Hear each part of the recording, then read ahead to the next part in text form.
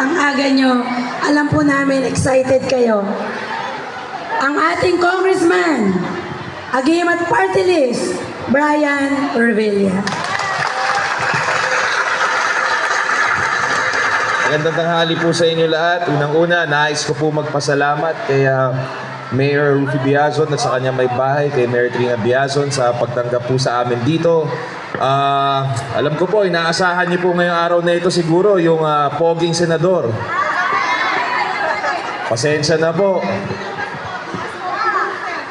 Wala po si alias Pogi.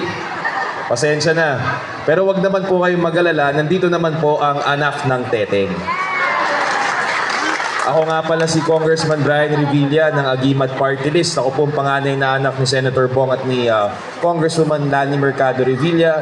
Nandito po kami ngayon para magbigay po ng konting tulong po sa inyo. Alam naman po natin na hindi po biro ang inyong dinanas. Nung nakaraan din po, mga few years ago, sa distrito naman ng aking kapatid, daang pamilya din po ang nawalan ng kanilang mga tirahan. At alam naman po natin, hindi po biro ang mawalan ng bahay.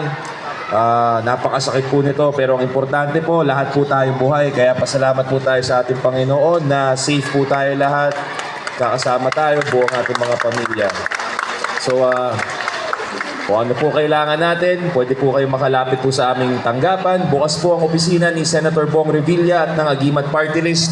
Kung meron po kayong mga Facebook accounts, follow nyo na lang po ang pages po namin, page ni Senator Bong, page po ni Agimat Party List, at syempre yung sa akin na rin po, pakifollow na rin din po. For example, kung may mga kailangan po tayong for medical assistance, educational assistance, burial assistance, financial assistance, bukas po ang aming mga pintuan, mag-message lang po kayo. So muli, alam ko pa po na kanina po kayo siguro nakapila at naghihintay po na inyong goods, so hindi na po ako magpapatagal. So pagka may kailangan po kayo, bukas po ang pintuan ng Pamilya Revilla para sa lahat ng mga kababayan natin dito sa Muntinlupa. Uli, ako po si Congressman Brian Revilla ng Agimat Party List. Pilipino ako, may Agimat ako. Magandang tanghali po sa inyo lahat.